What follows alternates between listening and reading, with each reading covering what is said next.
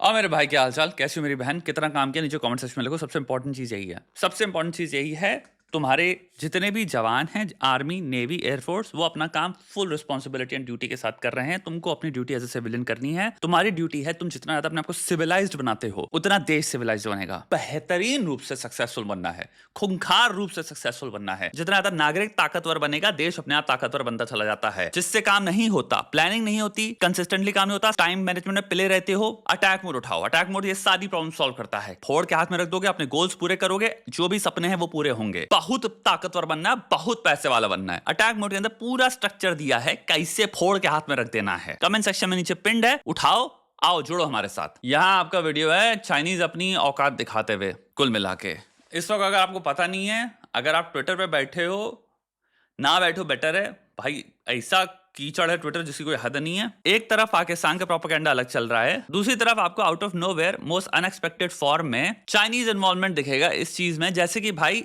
Almost directly इनकी बात हो रही है, इनका कुछ झाम है। एक डायरेक्ट पार्टी के रूप से आपको दिखता है, ट्रोलिंग के पॉइंट ऑफ व्यू से, रिपोर्टिंग के पॉइंट ऑफ व्यू से। यहाँ पे तुम्हारी मौकरी चली है, बताओ भाई, ये तुम स्टेट टेलीविजन पे चल रहा हो, वहां के उनके यूट्यूब पे चल रहा हो, जो भी चल रहा हो, ये क्यों बना रहे हैं?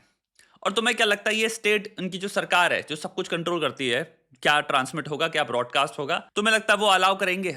अगर हम इनके इतने सगे होते, इंडिया में अगर तुम टेक्निकली देखो, तुम्हें मोस्ट चीज तो मेड इन चाइना ही है।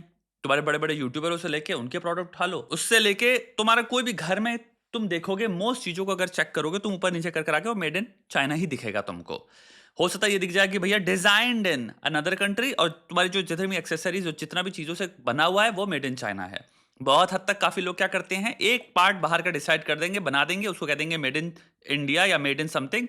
अंदर का जितना कुछ भी होता है वो पार्ट्स उन्होंने वहीं से मंगवा लिए और यहां पे असेंबल कर दिया। दूसरी तरफ एक्चुअल में उनका ट्रीटमेंट देखो इंडिया के प्रति। तो ये बेसिकली बात दलेर मेहंदी का जो गाना था,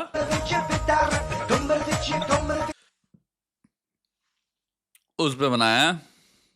来家都没回家，酒喝一全都被花。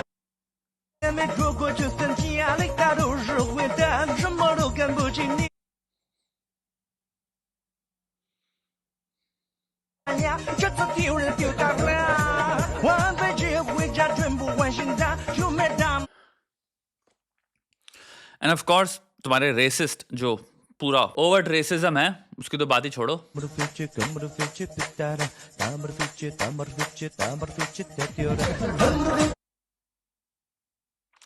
thing is, it's not even funny actually.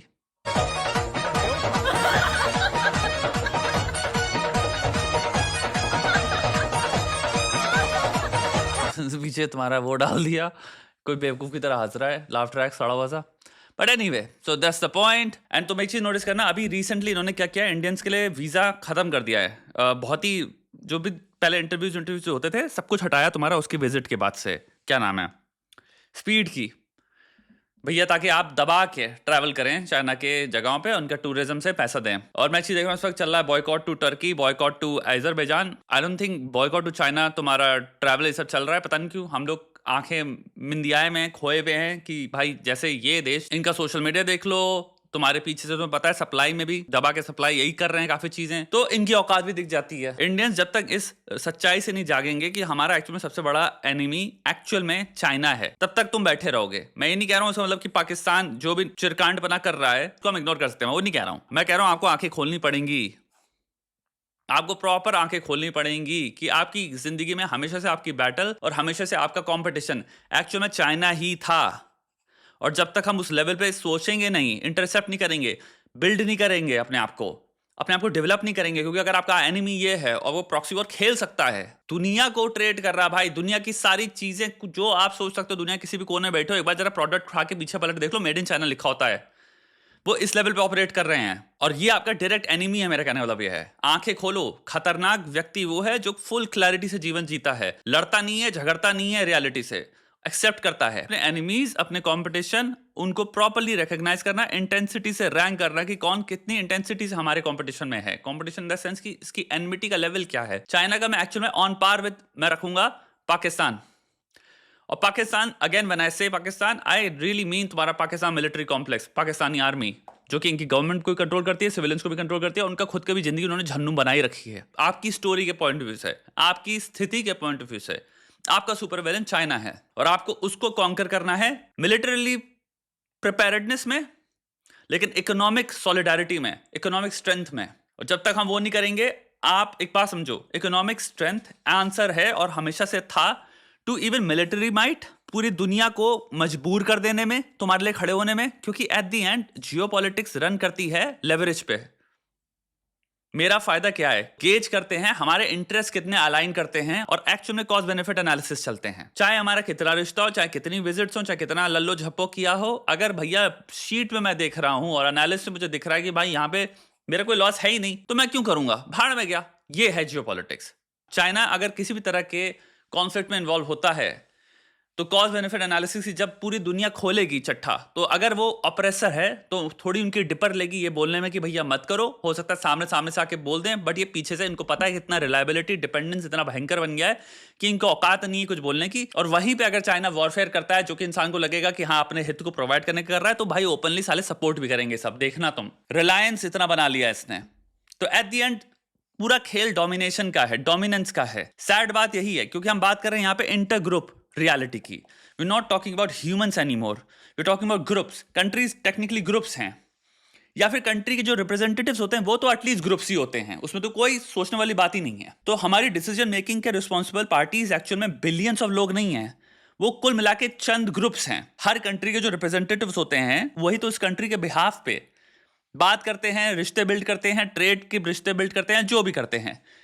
तो कुल मिला के कुछ गुट्ठों की बात चल रही है जो कि रिप्रेजेंट कर रहे हैं बिलियंस ऑफ लोगों को। और इंटर ग्रुप कॉन्फ्लिक्ट्स में पूरी हद तक हम एक्चुअल में होमो इकोनॉमिकस बन जाते हैं, हम रैशनल बीइंग्स बन जाते हैं, सेल्फ इंटरेस्ट पे वो करने लग जाते हैं।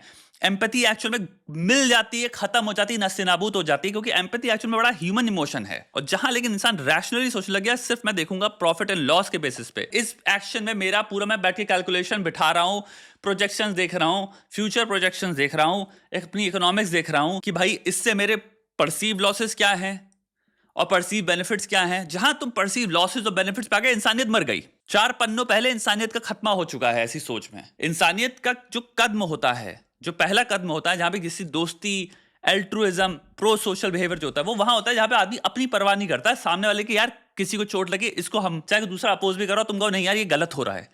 मेरी बात समझ रहे हो? इंटर ग्रुप्स, डिप्लोमैटिक, जियोपॉलिटिक्स, हमारा फायदा होना चाहिए, ये मेरे से क्या लेना चाहेगा, ये वाली जगहें हैं जहां पे इंसान मीटिंग में बैठ रहा है, वहां पे बैठा है इंसान, जो एक तुम्हारा जॉर्ज कार्लिन का जोक हुआ करता था कि बिजनेस सबसे ज्यादा, बिजनेसमैन या इन सब की उसने मारी थी बैठ के, कि इंसान का पहला थॉट होता है मैं इसकी सबसे ज्यादा कैसे मारूं, और सामने वाले का थॉट है मैं इसकी सबसे ज्यादा कैसे मारूं।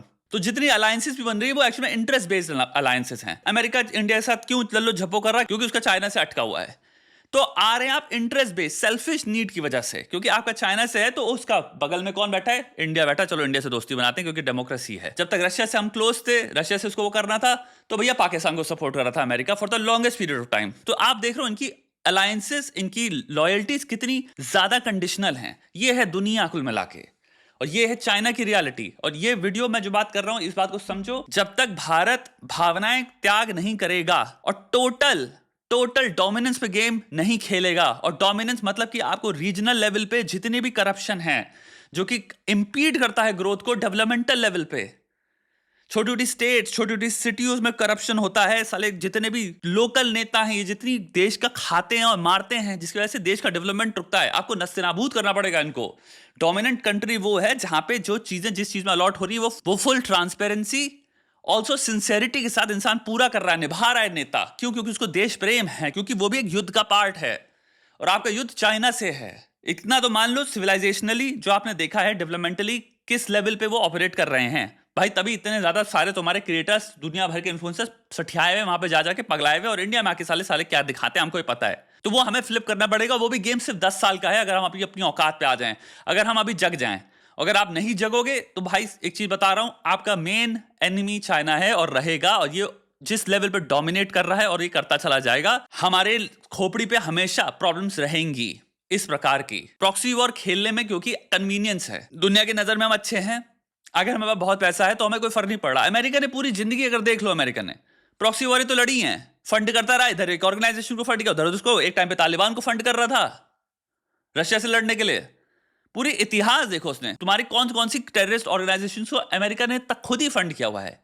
गवर्नमेंट्स को टॉपल कर रहे हैं अपने नेशनल इंटरेस्ट की वजह से, तो ये काम वो कर रहे थे, आज ये काम वो चाइना भी अब करना स्टार्ट हो गया है। यानी कि चाइना का कन्वीनियंस बेस्ड वॉरफेयर होगा, उनकी इकोनॉमी में फर्क पड़ नहीं रहा, उनका भैया सामने रेपुटेशन बनी हुई है, वो अपनी सारी मशीनों को चलाए पड़े हैं।